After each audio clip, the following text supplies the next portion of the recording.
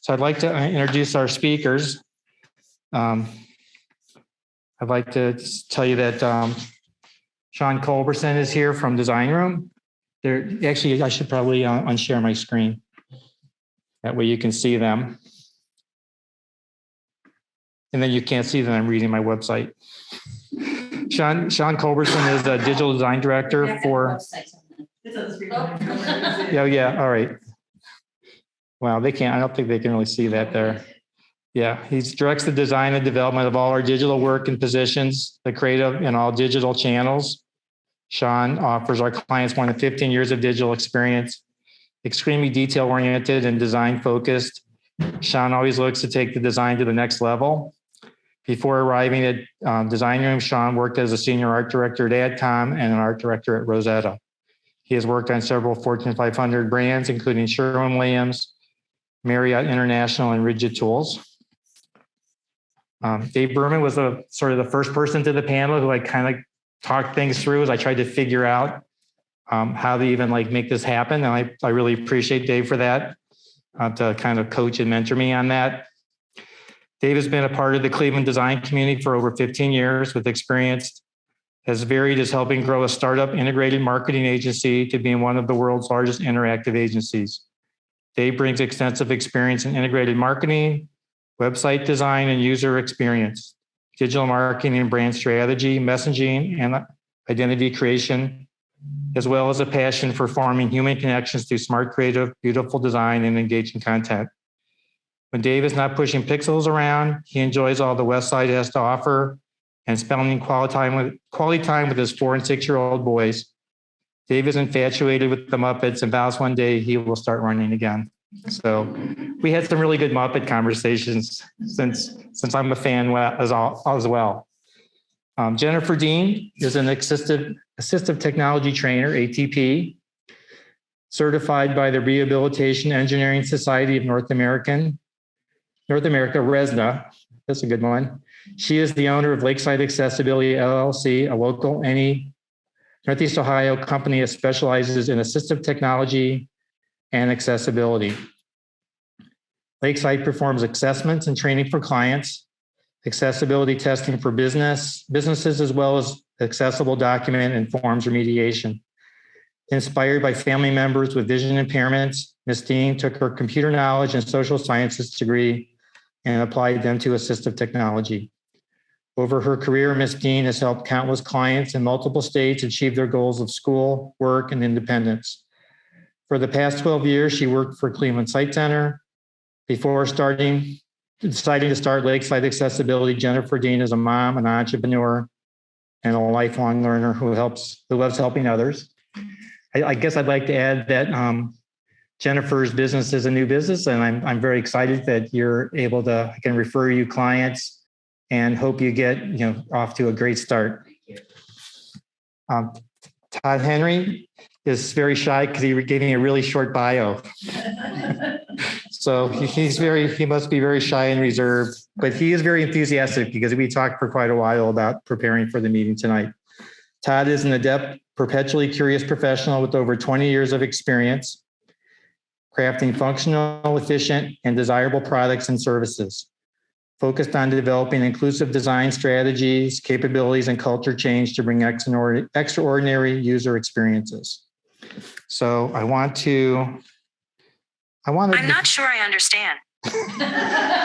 I don't know why that happened. I don't think I pressed the Siri key, but I do want to start off with the poll. I did ask for our speakers to give us some questions. So I'm not sure if it's icebreaker or whether it will help with knowing a little bit more what the audience knows, but I do have a poll that I want to start with. And then we'll start with the discussion. I think anyone if you're a co-host, you can't participate in the poll. But if you can answer the questions, that would be great. There's only 8 of them.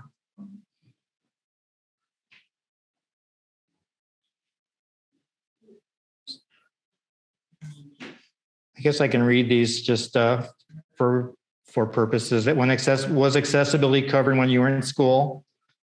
Have you ever participated in an accessibility review? Have you ever seen assistive technology in use? Are you familiar, to ADA compliance? These are mostly yours, Jennifer, just so you know. Do you, now that I think about it, so do you use any accessibility features on your mobile phone regularly? Yes, what are they? Do you have any friends and or family that benefit from accessible design? This one is mine. Actually, have you researched accessibility features on the web or YouTube? And on a scale of 1 low to 5 high, what is your level of knowledge about accessibility? And then the 8th one, oh, I think I must have left out one. I wanted to ask like how many people use maybe it's there. If you use it, yeah, this number 5. So that was like, I did that one too about using accessibility features on your mobile devices.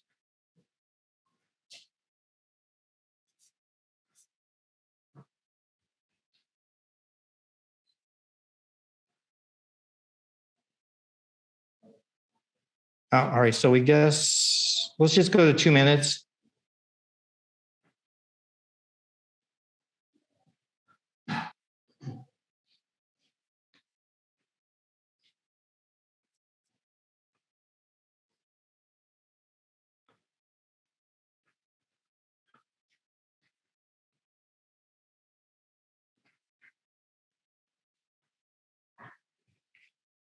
Okay.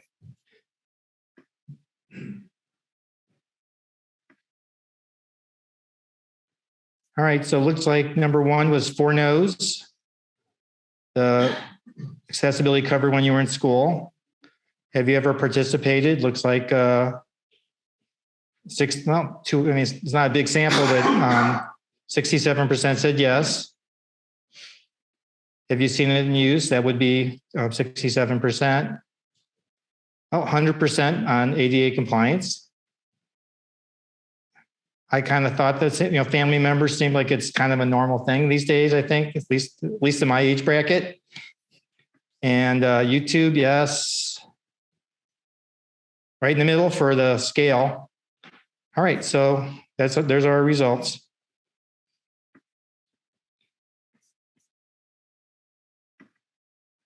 So I guess I'd like to maybe start off with Dave, since he was the first panelist, to tell us like what kind of things advice you want to share. And we'll see if we can, I'll try to moderate the conversation the best I can. And then you want to go ahead and turn on the microphone and. Okay. I think the owl is active, so however you want to go, Spike. All right, go. Start with Dave. So just advice I'd have to share. Yeah, I just want to at least get the conversation, or at least what are the number 1 things that you think are important. Sure. So I would say kind of through the course of my career and my roles in the creative community, we focus a lot, especially digitally, when we're looking at websites or other digital properties, especially the visual accessibility side of it. I know there's 2 very different sides, visual and then the behind the scenes, the technology parts. I'm not going to pretend that I'm expert in the technology side of it, but we do definitely focus very strongly on how to make an accessible front end of a website so that that's kind of inclusive to all. So whether it be color schemes or just appropriate navigation schemes and labelings and whatnot, we're always thinking about that rather than just trying to make a fun, pretty, great looking design. Because what good is it if half your audience can't access it? So I know a lot of design studios like have partners for their web development, and you're all digital. So you do the WordPress or other, I guess, I don't know what other platforms you use, but I guess you do the development side as well.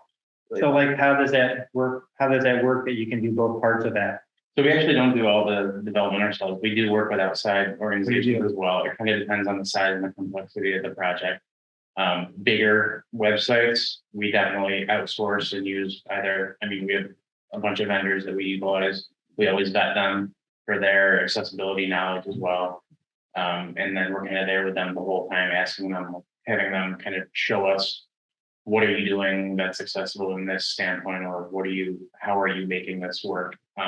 But no, we don't do a whole lot of the back-end development ourselves. So sorry, I led you to believe that. Well, probably was just an assumption on my part. Can I ask a question? Sure. If this is out of line, let me know, but what does it mean to have an accessible website? What are you trying to achieve? Sure. So, I mean, from a visual accessibility standpoint, we're obviously focused primarily, like if you kind of put a percentage behind it, we're focused much more heavily, 75% on the visual side of it. So like is there enough contrast and variation between your text and your background? Can someone read it when they come to the site? Can they navigate it intuitively? And they know if I'm going to click this button, I'm going to go here, or this is how I find that information. So these are people with low visibility? Yes, low to no visibility, or Well, if they've got no visibility, how does? so there are people who, and that's where I learned a lot, because that's what you always thought was you're only going towards the lowest common denominator. But there are people navigating sites with just voice controls, and they're being read all the information. So that's where a lot of the back end ideas come, where if it's not set up the right way, it's not going to read it the right way to you, and you'll never know how to kind of navigate the site that way. So it's not just accessibility is not just about visually impaired. So if you can't use your keyboard, if you can't like actually navigate, you can't use a mouse, everything from you can't use it, or to you have some sort of impairment that you're too fast or you're too slow, or you don't have the sensitivities towards utilizing a mouse or anything like that. So again, it's just kind of making sure that there's options for everything. So it can still be gorgeous, pretty innovative design, but you have to make sure that those who can't enjoy that have a way that they can utilize the site the way they need to utilize it. So I guess maybe this is something that we want to like start with Jennifer, but I know like that it's the things I've seen, you have to do a lot with color contrast, but what does that mean exactly? And how do you explain that to either people? Yeah, I mean, I could. You can do color. I'll do the tech 8. I can get it from perspective from an art director. Yeah. So Shaun and my whole career has been art direction. So it was a big transition 3 years ago to try to understand ADA and look out for people who do have visual impairments when it comes to color contrast. So a lot of our clients already had established color, right? So I have an example right here we can show. And it was kind of like a consulting position to then take a step back and then show how their colors now contrast against each other, whether they're foreground or background, whether it's text or not. And then we found that through the color checkers, which there's different sites that do it for us, which I can talk to those. We revealed that half the colors that the brand had were failing in some way, at least a triple level. So, and I can show an example here. So what we would do at our company is we'll take those colors, run them through the checker for them, and as a consultant, and show how those colors fail and pass from a visual perspective. How do you do things like Sherwin-Williams red, or the Cavaliers wine and gold? Well, the key is what you combine together. So it doesn't mean you can't necessarily use color, but you maybe that color, you can't use it with orange, or you can't use it with, it's not always that you can't use it at all, but it's that maybe black doesn't work on it, but white does. There's different things like that. So it's not always just that one single color, because it's always the contrast. It's at least two. Or it's how you use it. Or how you use it. Like if you're using it as a design element, it's something that's not integral to understanding what's going on, you can use it. Yeah. But if it's a call to action, if it's something you need to read, you're not going to use that color if it's inaccessible or it doesn't have that contrast and variation. So it's all about that's where the creative part does actually still stick. You get to figure out how can I not say, nope, you can't use your brand anymore, because it's now how can I use your brand in an accessible manner. I think so often some folks, when they initially start to think about the color contrast, they look at it as a constraint. And then once you kind of start to exercise your creative process a little bit, you kind of figure out that it's really not as much a constraint as you think. It's a challenge, but there's still plenty of opportunity. There's so many colors available. When we're talking about background, foreground, there is also a combination of color contrast as it relates to text and the size of text. So there are a handful of tools that can help you work through that. As a person who's low vision myself, for the last several years, I really noticed color contrast. In fact, just as an example, there's a reason that my phone has this orange case, so that when I throw it on my couch, I can find it. Because I used to have a darker gray and I throw it on my couch and I wear my phone down. So it's things like this that you kind of take for granted until you start dealing with it and living with it. And you'll find that simply small changes, sometimes in color contrast, can make a big difference. Slightly larger fonts can also offset a lesser contrast or color palette. So it's a combination that you can work through. It's just a matter of knowing the tools, exercising a little thought as you craft that content. Does the color contrast work the same for mobile as it does for websites, or is it different? No, it's the same. It's the same. It's the web. So, yeah, so it's the same. The challenge though is on mobile, it's smaller.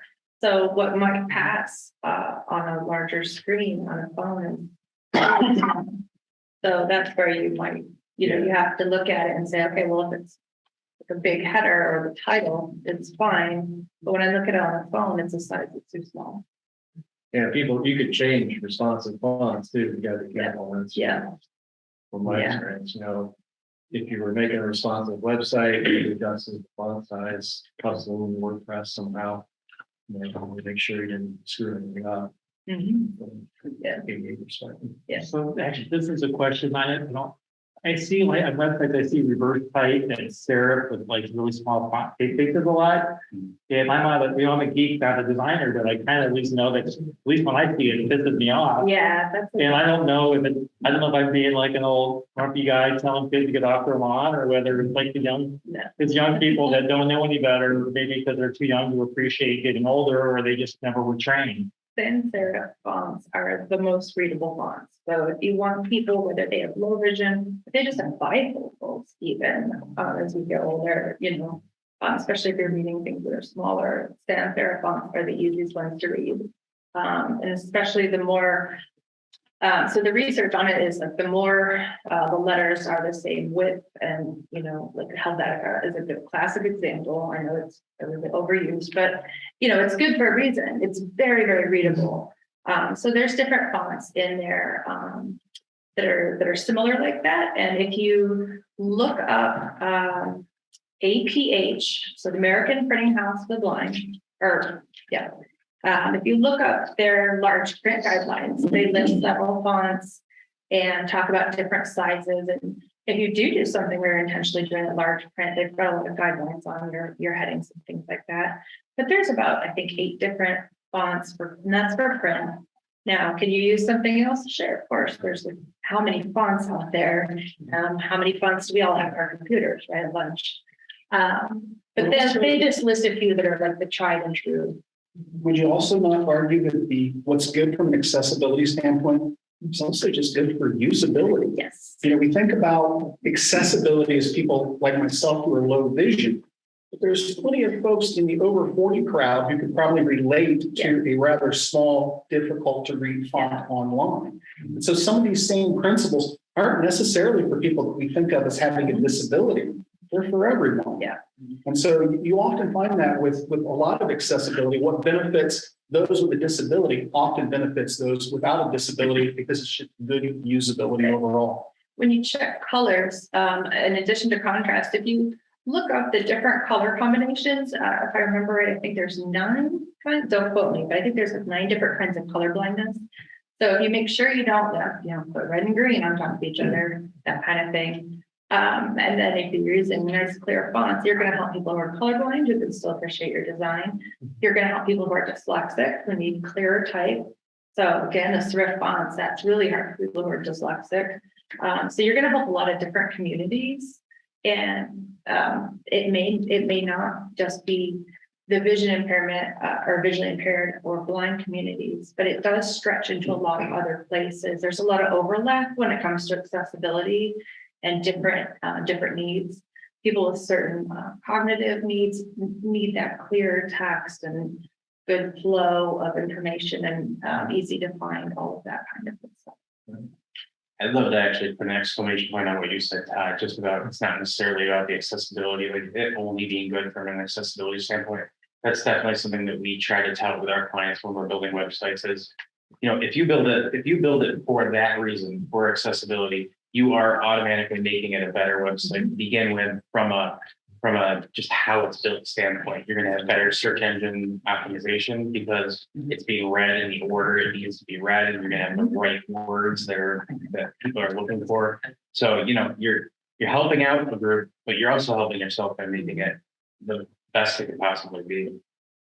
You say, CD Plug started in '87 with, so like goes back to PageMaker and desktop publishing. So there's a lot of like people that are still around from then that specialize in print.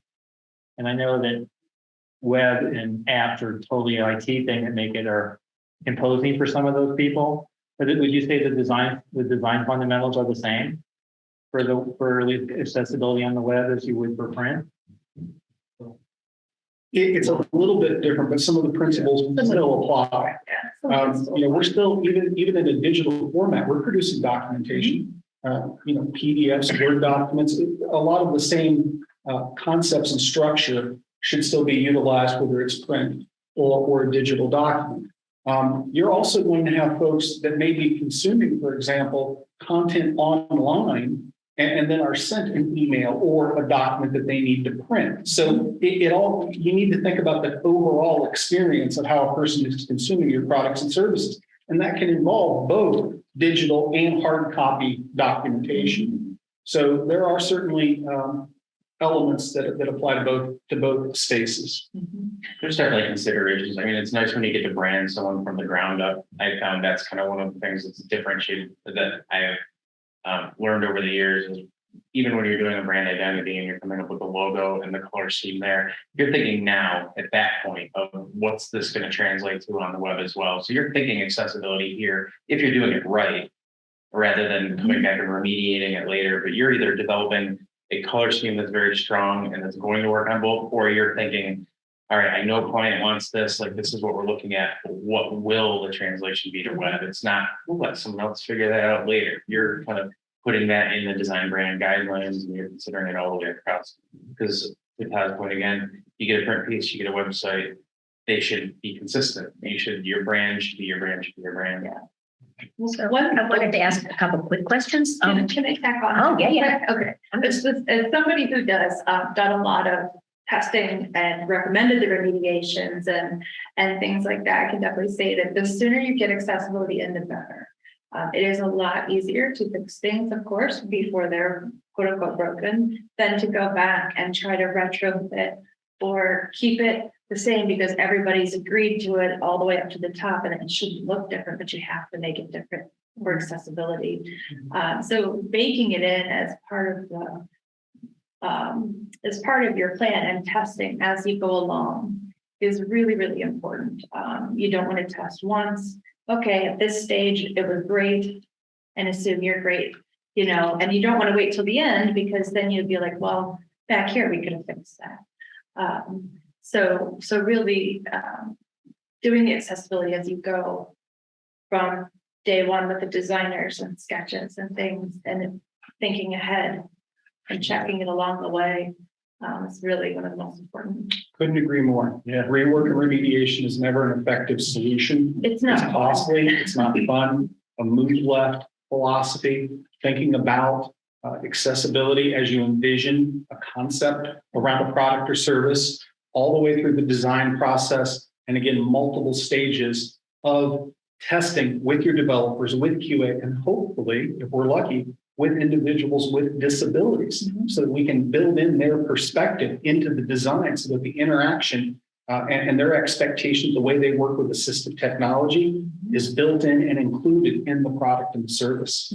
That's the way we want to do it. So when you do usability testing, do you make sure your audience includes people that need the assist? Yes, we do. You absolutely should.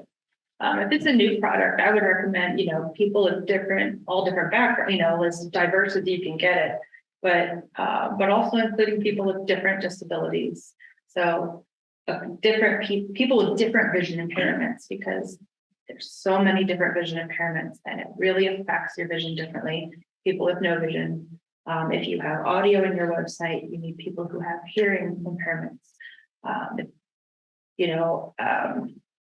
one of the big things is a tab order and the no keyboard trap. So if you don't get stuck somewhere, talk to people who use screen readers, even if you can, people who, if they're willing, people who do like sip and pop, which is like more for people who have severe paralysis. There's also, What's that? it's called sip and pop. It's an assistive. it's an assistive technology. Yeah, it's for people who can't quadriplegic. Okay. Yeah. Some people use eye gaze, some people use head sticks. There's so many different things. I think that's such an important point. And one thing that shocked me when I got it was the amount of assistive technology. Like if a person has a need, they will find a way. And there's so many options for technology. Yeah. And that's for someone like you with your background and going out and working with people. Yeah. There's just so many options available to people nowadays to engage with digital content. So if there's a will, there's a way. You'd be shocked at the amount of support that's available and technology and hardware that can assist people with disabilities. Can you tell a little bit some of it? Because I went to the science center like it was a while ago, because I've been wanting to do this topic for a long time and just kind of figuring out like how to do it. And like, there's like a gift shop, at the Interview Museum, and there's a ton of stuff in there. It's not exactly gift shop at the end, but it's a lot of things that people need to make everyday tasks something that they can perform and perform safely. So yeah, some of them are gifty, but some of them are, having a black and white color cutting board. I can talk. Maybe the difference between somebody's cutting something safely or not. If you have a white onion and a white cutting board, that is so low contrast, right? But if you can flip your cutting board over and it's black, now you can see where you're aiming. And it's not just that people go in and buy things and they can use it. I mean, there's training and things involved. There's people who do like the home skills, to MarTech, things like that. But were you going to ask like how we figured it out? Yes, Sure. I just with Well, I'm not sure. Other than Sure. I mean, there was all sorts of equipment in there. That was the part that impressed me the most, I guess. So when somebody's diagnosed, and which is usually, unfortunately, after it's already set in, it may be a sudden, it may be a gradual disease, it could be something like a car accident. There's all different things. And, let's say I'm meeting with you and I, say, well, says that you have this or that, talk to me about how you see. And you'd explain to me like, well, I can see shadows, or I can read things if they're big out of my periphery, or different things like that. Depends what's going on. And I'll work with you and see if can we use magnification. We'll try things. That works great. If it doesn't, we're going to go into a screen reader and I'll demonstrate it for you. I might have you try it. If you don't touch type, you may have to learn to type from scratch. Learn to type all over. If you go onto a screen reader, you may have been somebody who used the computer every day, but you're going to have to relearn how to use it now, basically from the ground up, because it's very different. There are some people who cannot use the keyboard for different reasons. So that type of situation, and I have taught several people over the years, you're going to pair JAWS which is a screen reader, with Dragon. And there's a third program that ties them together. And so then you're teaching somebody how to speak to Dragon to tell it to perform a command on a keyboard. You can just keep layering it. Some people who are deaf and blind may use a screen reader paired with a braille display. So they can't hear it, but it's outputting and they can read it. So there's just so many combinations, and it depends on the person, their need, what their goals are. And then you get into the phones. So, and by the way, I don't know if anybody answered, do you use an accessibility on your phone? If any of you are using Siri, you're using an accessibility feature. So Don't say that too loud. yeah, Everybody's gonna turn on. yeah, I'm sorry that, she's not as bad as A though. A can hear you from blocks away. So, that was a trick question, but there's a lot of things that people use in everyday life that started out like as an accessibility development. And what's great is when they make it to mainstream, like our, assistant friends, is that now the broader community that's enjoying those is supporting the people that need them versus want them. But that wider buy-in to that as a convenience or as something you like helps fund more research. Right. For accessibility. I think it's like a Trojan horse. Yeah. To get into, We get you. because I use the dictation and Siri and those kinds of things a lot on my phone, and I have CarPlay, and I do the same thing in the car. Yeah. Those were born out of people who probably were missing limbs or couldn't use their limbs at all for using the keyboard. So, yeah. Yeah, so do you do like an accessibility course at all for even for people that aren't necessarily needed, like whether it's just like maybe it's for graphic designers? I do consulting, and I will tailor it to whatever part of it you want to learn. It's not practical for everybody who designs and codes to learn JAWS. That can take months. I would ask you something in college. Yeah. So if you had to learn JAWS tomorrow, let's assume that you need to type and everything. You're looking at 6 to 9 months, and that's probably 3 times a week, 2 hours a day. And I'm not a top teacher, but I'll keep you on chance. But it's a lot because you have to relearn the keyboard. You have to learn the commands. You have to learn to sequence the commands. So if I say open Word from the desktop, well, first you have to know to get to the desktop. You have to know how to get to the Word icon. Have to know what key to open it, etc. So the people you're designing for have worked incredibly hard to learn what they need, and they want to access what you're doing. So it's not just it's the right thing to do, or it's the law, or, depending on what your business is. But, if you think of it that way, they want to go shopping as well. We know a mutual friend, and he will tell you his money's as green as anybody's. And he likes to show off screen reader by going to Amazon and showing how he can shop. So when you think of it that way, people who are using these technologies are doing the same things you're doing. Or they're trying to in a pretty close approximation. For most businesses out there, there's a business driver. There is a business driver, an employee as employees. As well. You've got some of the folks with disabilities. The joke has been that they're the only ones that want to seem to pay taxes. Yeah. They are anxious to work. Absolutely. And they are dedicated employees. When you have an employee with a disability that can find an employer that is willing to work with them to ensure that the systems that they need to perform their job tasks are accessible, that's a loyal employee. That is a very loyal person. And from a business perspective, if you go out and you look at a lot of the data, there's more opportunity. We talk a lot about DE&I initiatives nowadays. If you look at disability as a segment, there's more money associated with disability as a potential market, untapped, unaddressed market, than most of the other, shall we say, minority markets that are typically being targeted nowadays. Everybody over time will be affected by disability. It's only a matter of time. You're going to age into disability if you live long enough. Right. It's that simple. Well, So with the boomers coming up, they expect vision impairments to just go through the roof, simply because of how big the generation is.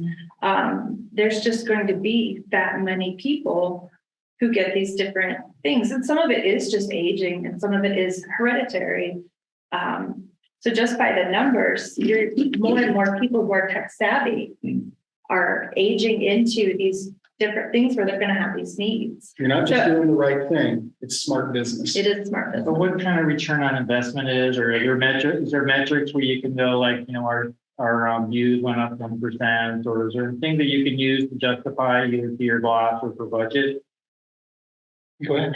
I was going to say, I have not looked at that in a really long time. Is it possible? Yes. If you want to talk about market though, when iPhone have an Apple built-in accessibility, and Android did not, and theirs was subpar. Everybody went to Apple if you needed a screen reader or something like that. And because it's easier to stay with the same thing, even though it's an upgrade, it's familiar. You just learn where they moved a couple things, right?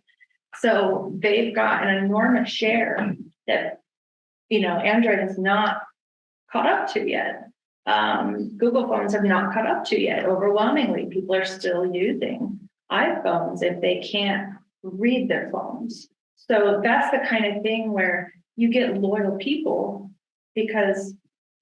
Does that carry over to websites? Like so like either your, the websites you're designing or your clients, or either maybe, progressive customers who are looking at the websites? The challenge with, at least for us, with I think most companies, when you're looking at accessibility, there's lots of marketing related studies that can talk about addressable market, but it's very hard to get to the numbers around people who are actually using assistive technology on your site. Now, on a website, on your phone, it's a little bit easier to get to because so much of the assistive technology is actually integrated within the operating system. There are ways to get to that data and know who is consuming content on a mobile device using assistive technology. On the desktop, it's not so easy. It's a little bit more challenging. And there is some argument that some people will make it in the community that say, well, that's really not the way we need to be thinking about this. It is about doing the right thing. Okay. But clearly, if you're working in a business, we're also here to make money. So I think that as accessibility continues to move forward, and it certainly is, more and more companies and more ways of identifying the needs of the community who's using assistive technology and tracking that back to metrics and their use of your products and services will start to develop. We're just not quite there yet. Like Google Analytics haven't done that yet, but they probably might start there, or that's maybe a fantasy of all of you. I don't know. I think we'll continue to see more advancement in that space. I don't know what it'll look like yet. Yeah, it's interesting to try to figure that out because if it's baked into your operating system and like if you take an Apple product, their screen reader is part of the whole thing. Safari is part of the whole thing. It's easier to get that. Whereas if you're using Windows, you're probably not using the Microsoft built-in screen reader. I winked there if anybody caught that. So it's going to be harder for a website to pick up that something like JAWS or NVDA speaking over top of it. Yeah, imagine Mac OS has an advantage there too, because it's the same. No, it's not. More standard as far as devices or way it works. Yeah, certain ways. I will say it's harder to learn. Most of the keyboard commands for Macs are 3 keys versus Windows for screen readers are 2. And that takes up a big cognitive load to learn. Most businesses aren't using Mac. So most people are still using PCs and like NVDA or JAWS. Those are the 2 major biggest screen readers in the world from a survey that was done about 6 months ago. They're still the top. VoiceOver's coming in behind them, but those 2 are about neck and neck. JAWS is used more here, and NVDA is used more overseas. Does JAWS stand for something? Because I just think of it on Job access with speech. What does it stand for? Job access with speech. But their logo is a shark. They do have a foam shark from them. I would ask, from your guys' perspective, you're certainly working a little bit differently than I am. Is that a request you get from the customers that you work with? Do they ask about how to evaluate the cost proposition, the value prop of doing this kind of work? Does that ever come up? My position is unique, even though my bio is talking about Fortune 500, that was 10 years ago, but I work with a lot of nonprofits who are helping people with like addiction and behavioral health. So the CEOs there, they really are they're so busy trying to help people that us coming in and just them being aware of this ADA compliance and helping more people, everybody they can, they just want to know that they're helping people. Yeah. And even though, myself and our company is young and learning ADA, and doing our best just to get them to be aware of it and put that statement in the footer saying they're trying as a nonprofit, trying to help you, trying to be ADA compliant and do this. It's just it's a huge education for all of them just to understand this and just to even get a taste of it. So when it comes to like profit and money and all that stuff, they don't even know. They're working for grants. They're trying to keep the lights on, trying to help people, and just being aware of it is a win for them. Really. Are there specific grants targeted towards disability, or accessibility features or design and things like that? That's it. Right. Not maybe. Not that Not that I'm aware of, but Not that I know. that's a problem. That's the website is the grant itself. They're going Yeah. I see grant for the website. And that's a win for them. And then just working with someone they trust that we realized. And even if I'm not going to say we're like the top web developer out there because we partner with the developers, but just working with people they trust and it's in it with them with loyalty and passion is like a big win for them. So anyway. Can I make a comment? So this has come up and probably you guys might want to comment on this if it's come up for you. So in the past couple of years, there's been a lot of questions about these add-on services that do accessibility, and I'm not going to say the name because I don't want to saying or trash them. I didn't turn on my recording, but I'm hoping Mary did. So we are being recorded. So, right, exactly. So, but if you've been to a website and you've seen the little circle with the universal ADA person, you probably know what I'm talking about. At least for the vision impaired community, especially screen reader users, they absolutely hate them. And I have assessed websites where there were problems with the site itself, and then we turned on the accessibility thing that was supposed to fix it, and it made it worse. And there's a lot of reports of that. I think that several of them have been sued. So if you come across that and you think, oh, it's perfect, it'll fix all my things, it really doesn't.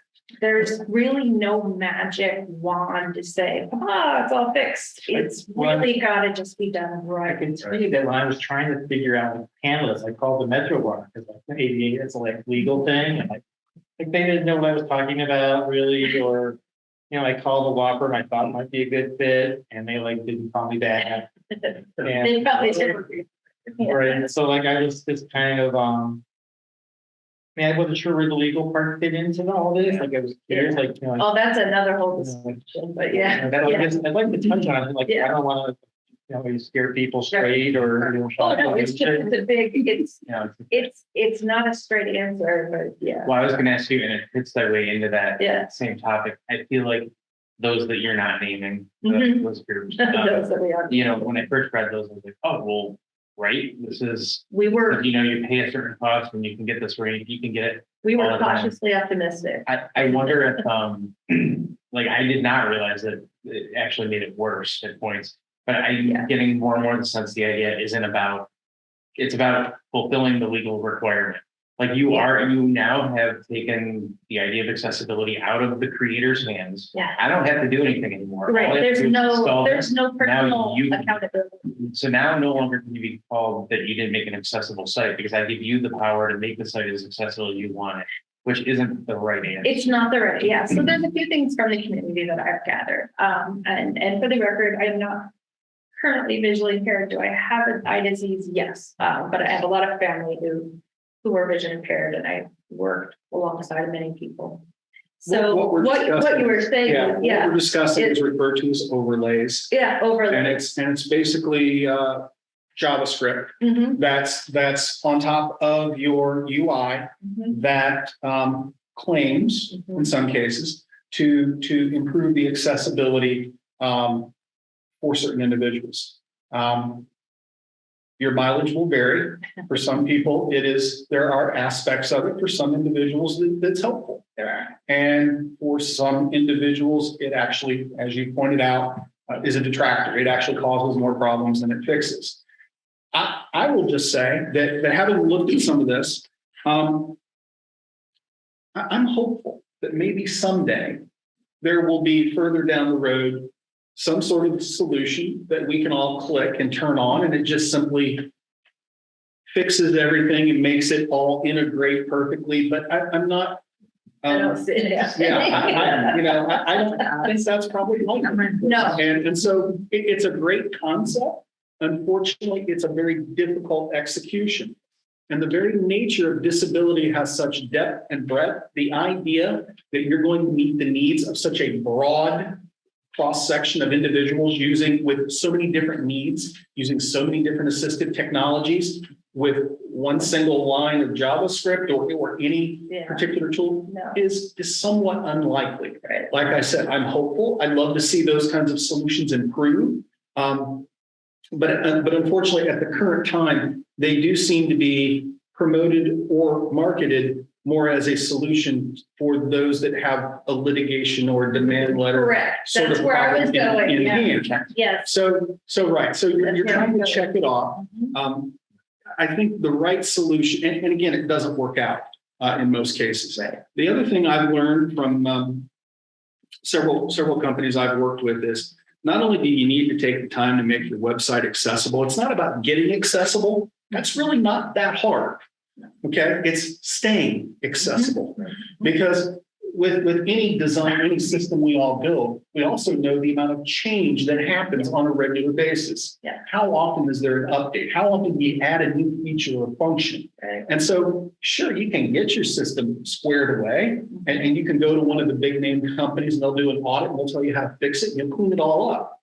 And then 18 months later, because you didn't learn your lesson on how to continue to build accessible content and an accessible site, you're going to be right back in the same situation you were in 18 months prior. Doing whack-a-mole. Right. It's a whack-a-mole. And so the idea of accessibility, really you have to look at that on two fronts. If you're a company who's looking at where you're at today, yeah, sure, you need to level set and you need to say, okay, how are my systems matching up against, let's say, WCAG 2.1, level A, double A. And sure, you might have some remediation work. Okay, you need to get things cleaned up.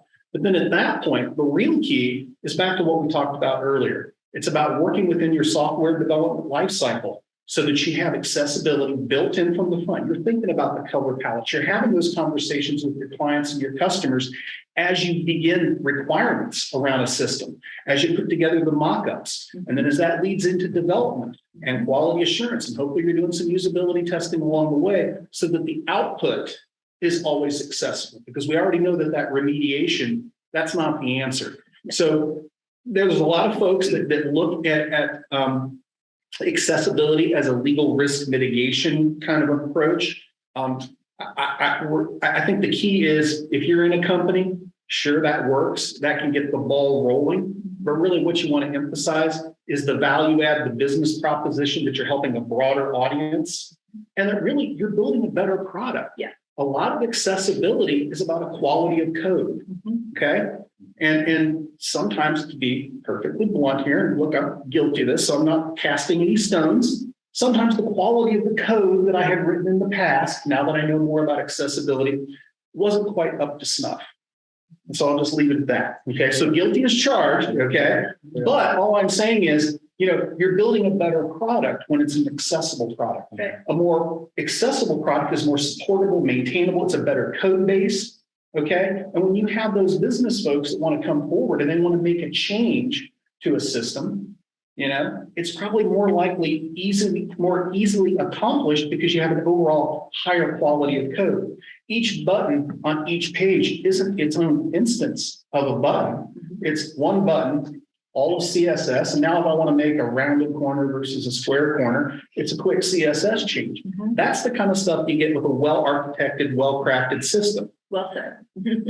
Systems that aren't so well crafted have individually coded, uniquely coded buttons on each and every page, and you try and make a change, and that doesn't work out so well. And especially if you have custom controls, they're not even native, native HTML. Then you got a whole nother ball game to figure out whether or not it's even keyboard accessible. So there's a lot here that we can all do to move forward accessibility just by providing the appropriate mindset as we approach our work. I loved the question you had as to whether or not people are using their phone. I think the one thing that we can all do that's going to move accessibility forward and just make your own work better is start to use your phone a little bit more often. You can figure out how to run voiceover on your phone. It's not always the easiest thing. Okay. And I've watched people, fumble around with their phone, kind of get the voiceover running. And next thing you know, they want to pitch their phone out the window because they can't get it to stop. And those things happen. But the more you use the assistive technology, the more you can relate to that experience. I can tell you a funny story about voiceover. I could always tell when someone had cats. Because they would step on the keyboard just the right place. And they'd be calling me to try to figure out how to turn it off.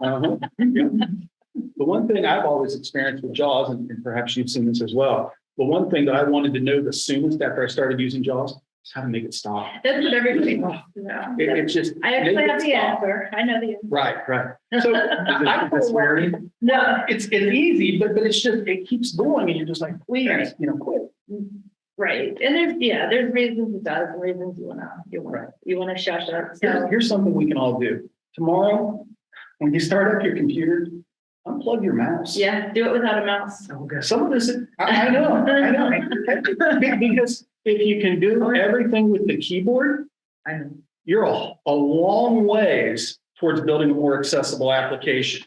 No one using a screen reader is accomplishing any of that work without a keyboard. They're not using a mouse because they can't use the pointer and the cursor and see what's on the screen because they may not even have a screen. They're listening to a voice output or refreshable braille display. But for me, I think that's the easiest thing to know is that in order for you to think about ADA and WCAG compliance, these are all concepts and standards. And sometimes it's written in a way that's a little vague, a little, I don't want to say unclear because it is clear, but it's hard to reference and relate. Yeah. And if you start using some of the assistive technology and start working through your own work in the same way that a person may that has a disability, okay, keyboard driven, you'll quickly find some very entertaining things. You'll find that so many of the websites that you're so quick to pick up your mouse and click on every single thing, you can't complete those same tasks using only the keyboard. Why? Because we've used custom controls rather than just a native HTML element.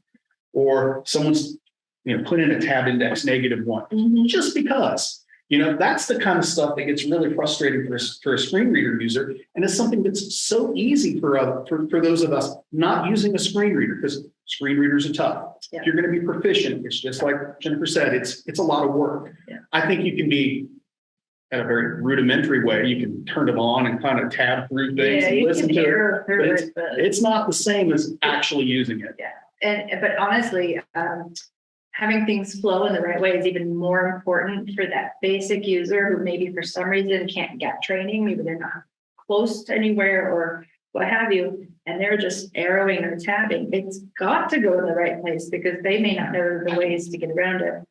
And we can do that with only the keyboard. Yeah. You don't have to have JAWS turned on. Yeah. You can go and just tab and watch it, walk through the content and know whether or not it's a top to bottom, left to right, based on the source code. Right. Also, for those of us like myself who are low vision, do you have a proper focus state on all those actionable elements on the page? What is a focus state?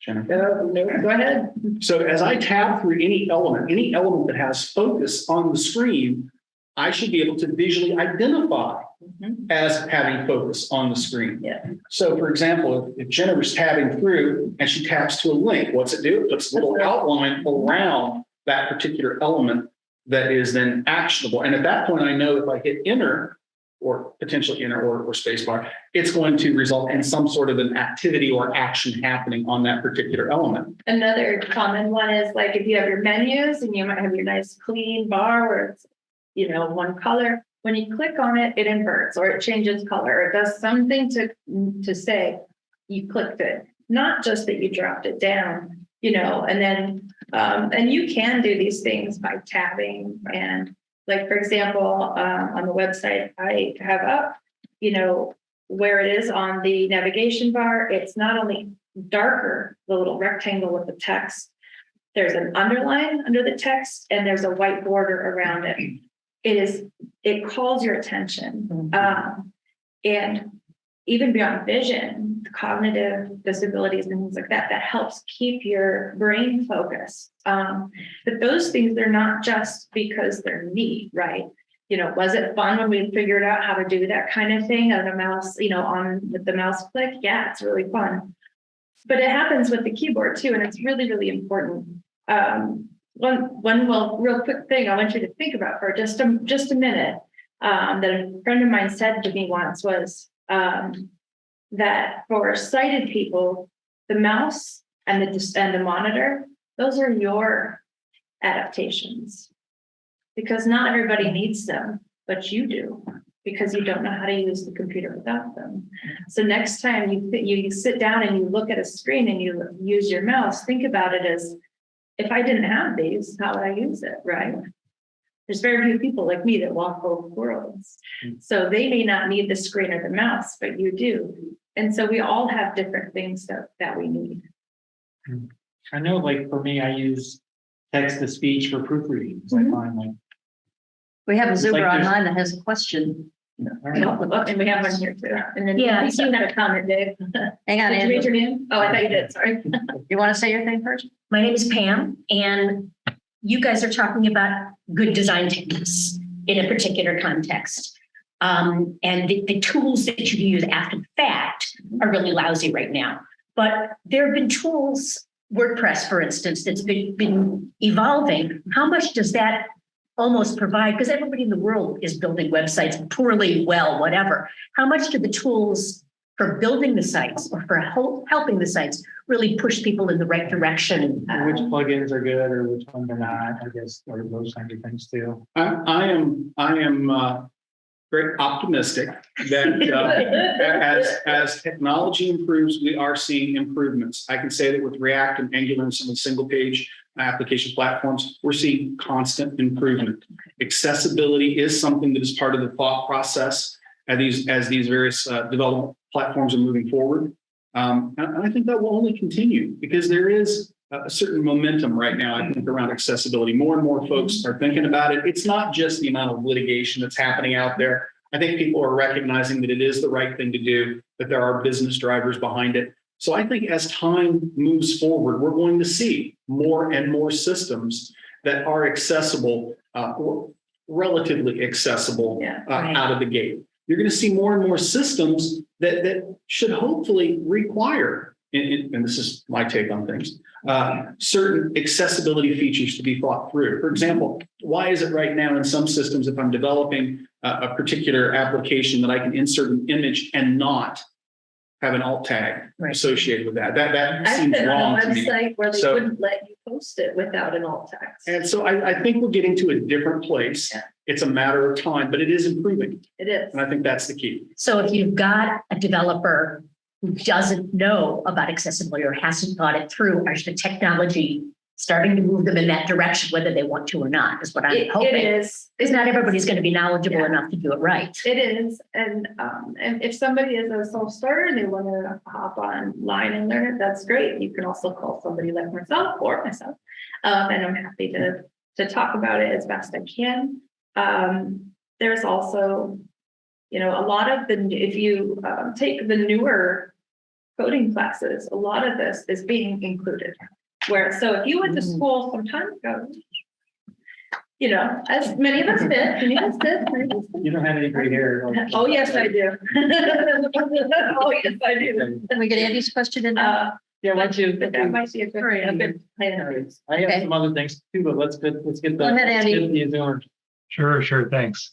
So I've had the pleasure of working with Todd for years. And so Todd, here's a question straight for you. So how do you impress upon developers that accessibility really makes them a better web developer? If they go back to their fundamentals and be a good web developer, they're baking in accessibility by default. We're kind of struggling with that. How do you incentivize an individual to really take that focus or that care? It comes back to, as some other people have said to me, craftsmanship. You have to care about the quality of the work that you produce. And in some cases, for developers, you're just trying to get through the day. You're just trying to get that particular piece of that card completed, that piece of functionality. I think part of it also, even for developers, comes back to it's sort of empathy exercises to some extent. If they understand the impact of the work that they're performing and how people consume that work and can relate to it, I think that's an incentive, I would hope, for most people to do a better job. So again, getting people to unplug the mouse, use a screen reader on occasion, think about color contrast.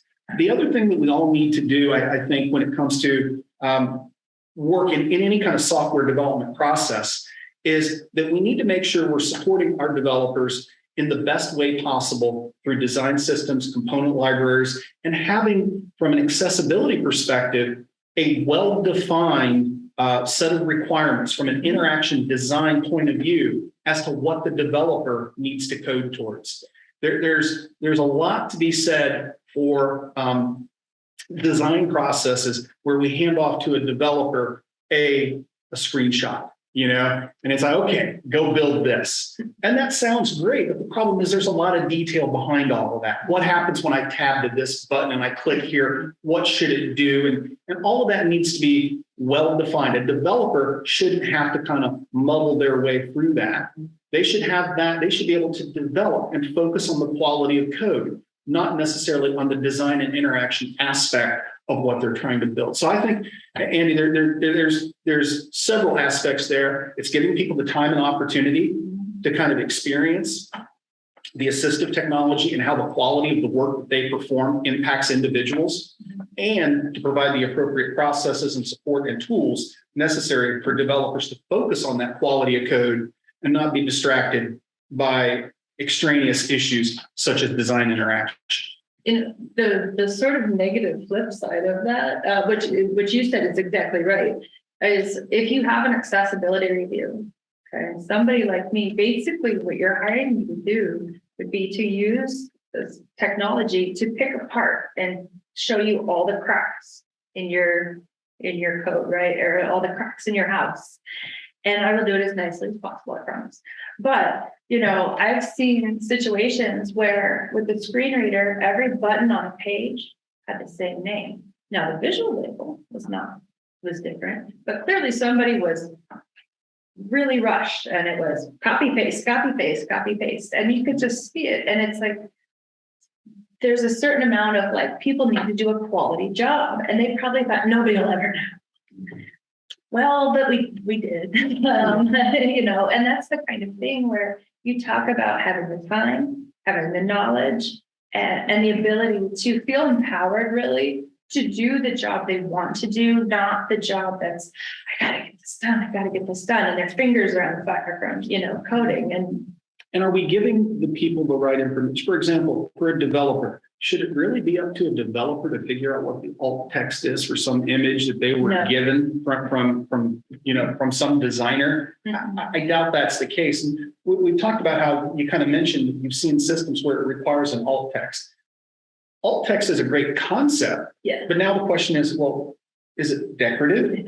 Or does it need to have a meaningful alt text? And if it's a meaningful alt text, writing meaningful alt text is a little bit of an art and science all of its own. Right. So why isn't that information that's being given to a developer? Even something as simple as when JAWS wants to start up, what's the first thing it reads? It's going to reach the page title at the top. How many times do I go to a site with a page title that's just some indecipherable? Because the developer just kind of pitched it in there. And again, it wasn't something, home, everything's home. They don't think about that, and it really shouldn't be their job. But somewhere there's a content writer that should think about and provide each and every page title and say, okay, what is this content? And express that kind of information. So there's a lot here. We see things like learn more, click here for links. That's a great one. So for those who know how to use a screen reader, that's a nightmare. Right, you're just going to see a list of learn more, click learn here. more, Or just click here. That's my favorite. That's a good here. And so, because again, they don't understand how a person uses the assistive technology. For a JAWS user, they're not scanning the page, they're listening to the source code. And in this case, JAWS is such a powerful tool. They're pulling up just a list of only the links. Well, that link is not then provided in any context. So the link has to stand on its own, so to speak. And in this case, it says, click here to where? I have no idea. But a good content writer can craft a link that explains, you can provide appropriate text to go along with that hyperlink. That's the kind of information that a developer needs to be handed off. Right. Okay, so they're not trying to figure out how to put all that together. Absolutely, that is gold. Right? All right, so I have the confession. I'd like to make a confession. I added links for this is for everybody in the audience. I added links for all the speakers that I asked them to help that was useful background information, and I'm sure they're really crappy. But they're at least there. So if you want to, and you at least want to go to the meeting post for tonight, you'll see useful URLs from all the speakers. So Andy, did that answer your question? And do you have a follow-up question? Well, it did, and I was going to follow up with what Todd was saying. I think that when developers are given design systems, they actually feel part of the design process, and they really rally around it, and it really makes their life more pleasant. So they feel like they're connected with the design product and the decisions. It's kind of like the Lego pieces are there for them, and they can put them together and not feel like they have to figure it out at that point. So it's actually makes them a better developer. And if you can read the source code of your page, if you can read HTML, you're a little bit closer to JAWS at that point. And if you read it well. So. There was a major company that I worked with where they gave me their design toolkit and said, put in for everything that applies to this piece, right? So that if somebody's doing this piece, this, whatever it is, they've got all their resources right there in their toolkit. And I thought that was brilliant because you're going to go back and be like, what's the thing that I do for here? And then there it is. And if you need help, it's right there. So it's kind of like the access in your organization. You have to be the accessibility doula, the accessibility concierge, or whatever kind of things you have to do. Well, that would be like your job. You have all those are all the kind of subtleties of your job. Yeah. And then Spike, I have a follow-up question. It's actually a different question. I think it might be for Jennifer, Shaun, and Dave all at once. I love when you brought up the topic, Jennifer, of cognitive design. So can you speak a little bit more about how you design for clarity for people so things are not visually overwhelming for people? Right. So that's a good one. Well, coming from somebody so I went to college in the 90s and I did some early web stuff. If you remember the web pages of the 90s, cluttered web page. Just because it can blink doesn't mean it should, okay? Dancing baloney, my sister used to call it. What'd you call it? Dancing baloney. Yeah. So websites, they're starting, it's really shifting away from this, but it used to be almost as cluttery as a newspaper. It was like taking the print principles and applying them. So there's little call out boxes in the middle of your articles, and there's things in columns that don't have to be in columns. There's things like that were going on. But you really want to think about the visual flow. If somebody is looking for information on your website, you should have headings that can guide them so that they aren't reading 3 paragraphs down and going, that's not what I wanted. I wanted the next thing, right? So they can, if they have vision, or if they're even with like a screen reader, they can scan headings. They know, is it the first, the second, no, it's the third, which as an aside, using proper heading nesting structure is very important. And I usually see where headings are used to apply styles. Headings should not be used to apply styles. Headings should be used to show the hierarchy of how the information flows in and out of different topics. Just like when you did outlines in English class in 7th grade, it's the same kind of thing. So that's my headings are one of my things. But that's an easy one to fix, right? That's an easy one that doesn't require any special knowledge. That's an easy fix. Yeah. I could speak to just like placement of content. There's been a lot of the sites that we've done for nonprofits, there's always been the FAQs, right? The frequently asked questions, and you go to this page where there's a list of frequently asked questions, right? But, as someone who's on a page and they're learning about a certain topic, just depending on their level of understanding and reading information, you're supposed to put the FAQs like actually in the page that if you want to know that frequently asked question, you're reading the content down, the content should be placed in that page precisely. So the person stays on that page and starts reading the information, understanding what the answer was to that question, instead of clicking off, coming back and going all over the site. So that's like just the content placement, like in terms of like learning and people reading information. No animated GIFs anymore. Yeah, no. no, Like I no. was an art director problem for myself to learn, like stop doing animated GIFs. Videos, one more topic we can get into. Videos, You know, I video do want and- to talk about here, because I did try to include that, and it was difficult to. I was actually realized I needed to find a graphic designer that was deaf, I think, and right versus just someone who was deaf generally, and then like Video- you need a sign language interpreter, and I mean, like, let's just get started with what I have. Videos are a tough one because really when the video is produced is when accessibility needs to start. It's like when you're doing it, because ideally your video already has that built into it. Going back and retrofitting a video with closed captions is pretty difficult. There are systems that can kind of tack that on, automated. There, if you go to YouTube and turn on your closed captions, you'll get a feeling for that.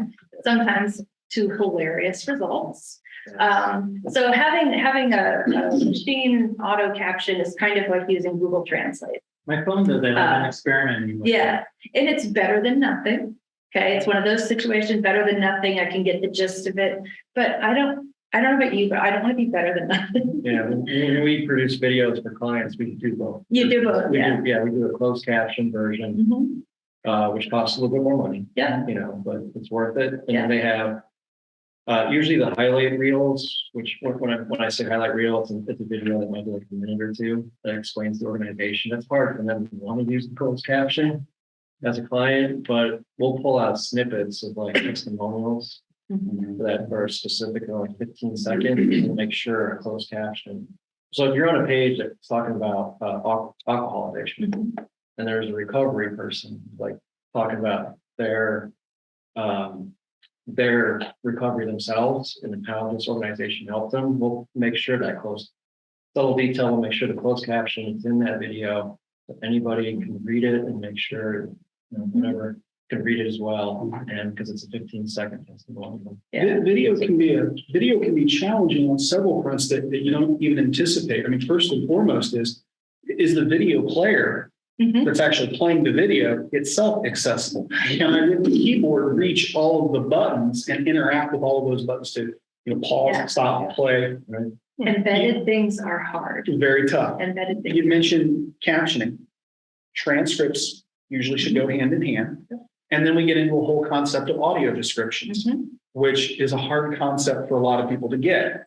Then we're talking about where the video itself, not the audio, but the video itself is communicating information that needs to be in an auditory format communicated back to a person that perhaps has a visual impairment that isn't watching the video. Yeah. So you've got a storyline that's happening, but you got something happening that you're actually seeing, not hearing. Yeah. And that also needs to be described.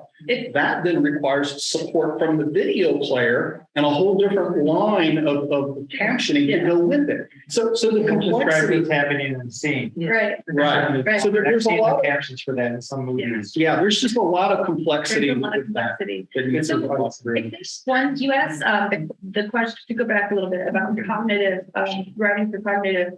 To my mind, I made websites back in the early 90s, and a lot of times you'd add an FAQ because you'd already written your content. And it was like, all right, I'm just gonna make this page, right? So now if people are really asking for that information that much, it should be in your content.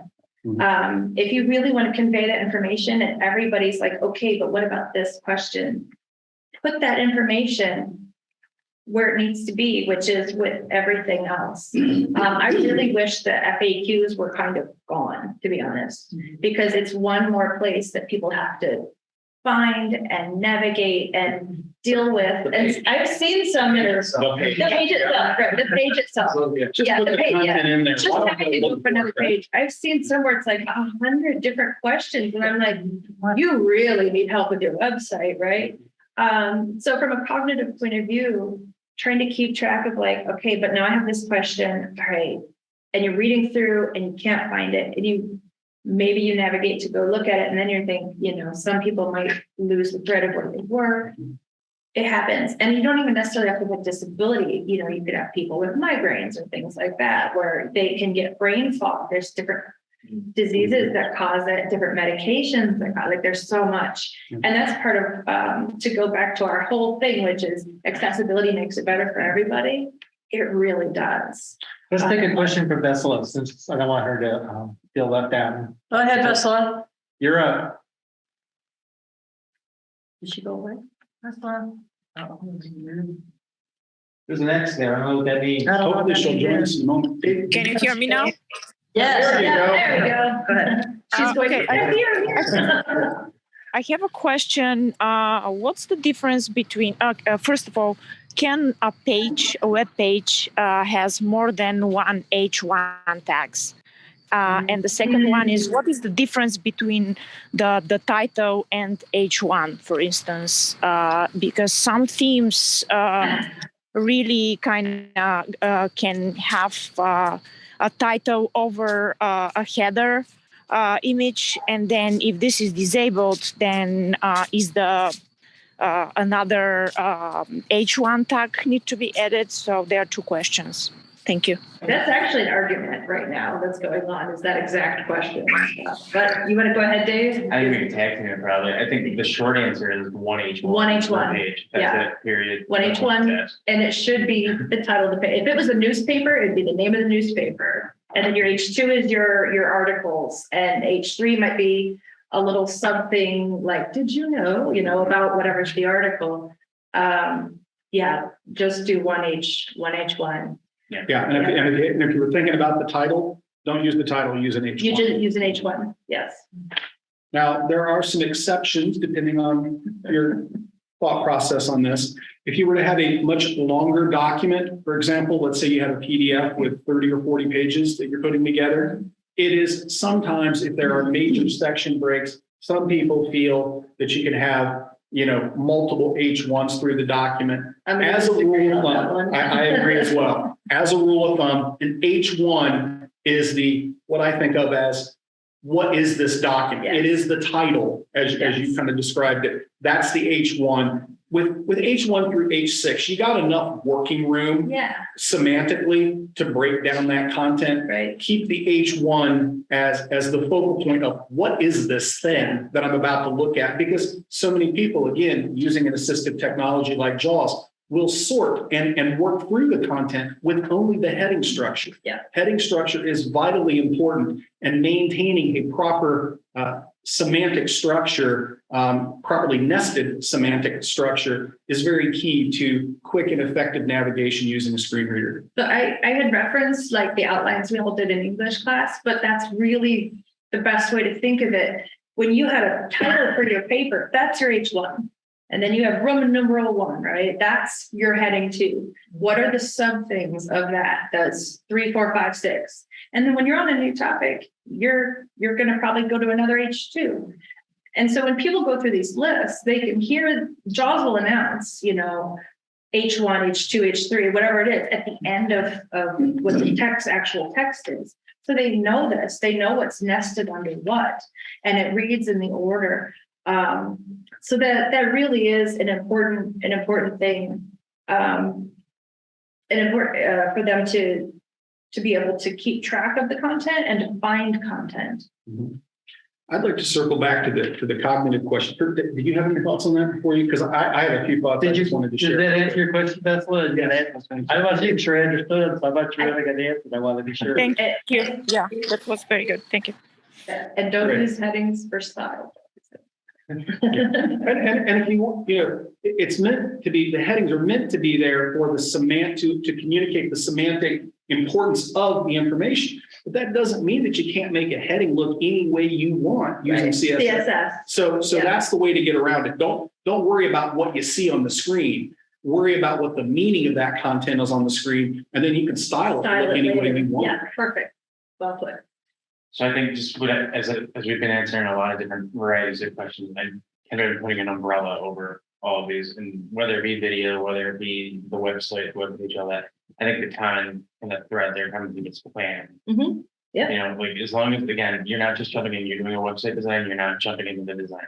It's not like, what is this gonna look like? Right. We start off not only interviewing people to find out what we need the site to do, but you've got the site mapping, you've got the main navigation, the site mapping, what are the pages gonna be, what's the content within the pages going to be? You get all that down, you get a client on board with you, you get to sign off like, yes, we're all on board. Okay, next step, wireframes. Mhm. You're designing, okay, here's the page, here's what's going to be happening. So you're planning, like, you're doing baby steps all the way through. So you're not going through and figuring out now, how do I shove all this together? It's no longer a shove all together. Now it's like, now put the finishing touches on it. Yeah. And then to your point, Todd, making sure that the right roles and responsibilities are assigned to the appropriate people. It's not the developer's job to figure out what's that button rollover look like. It's the designer putting together the functional specs document that says, or making sure their XC file is built in a way that they can go grab all that information themselves, or making sure that you developer know, here's the plan, I implement it now.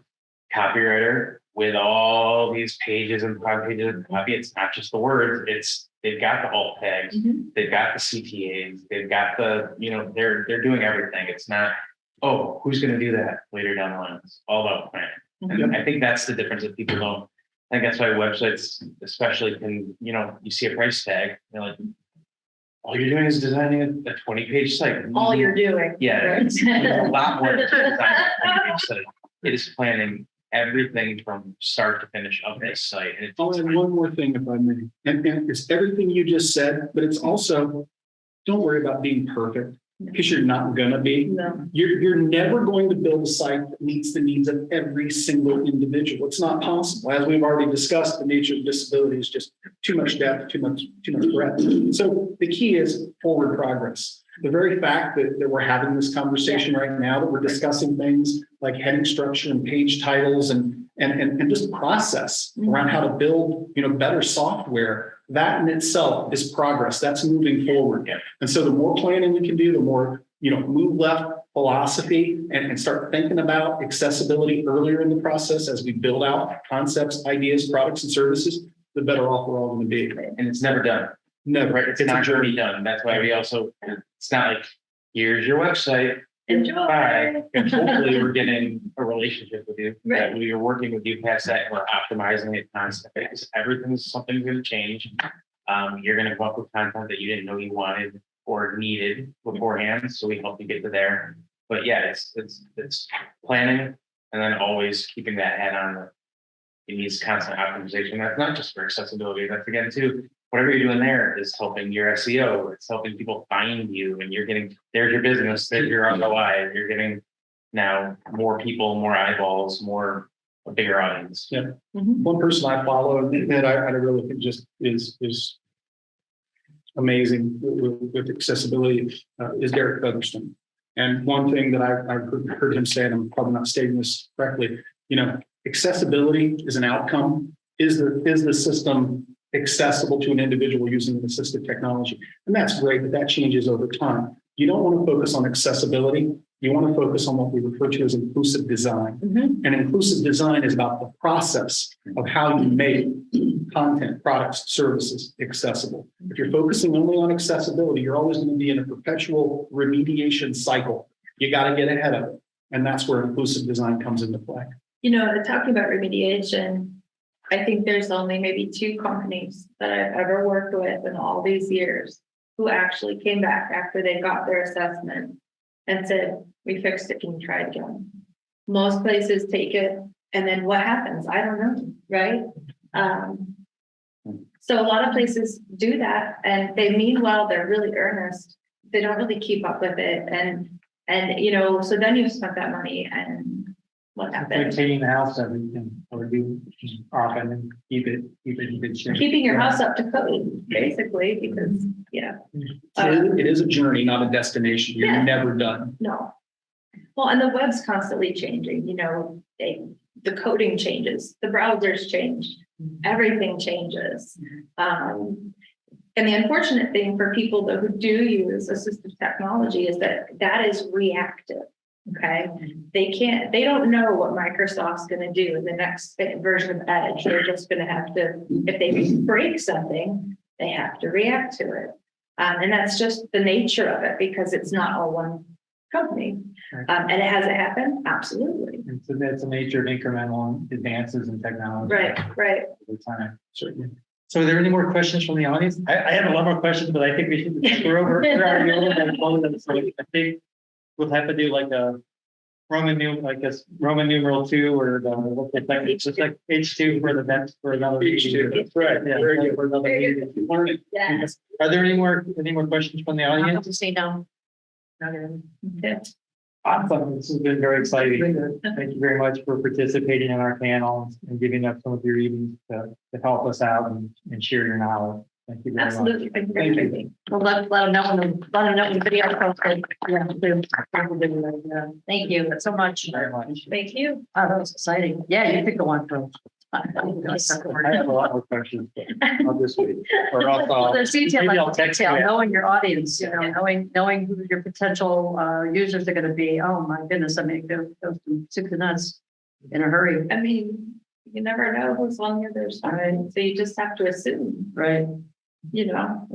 I mean, if you take any given sample of people, assuming they're not from the same block, but you know what I mean? If you take a sample of people, you're going to have a huge spectrum of users. Yeah.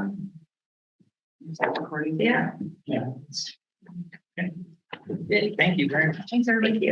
Great discussion. Nice to meet you. Thanks, everybody. Thank you. That's wonderful. Hi, Beth. Thank Sarah, you. thank you for doing everything on your end. I'll get an email. Sorry, I didn't bring cards.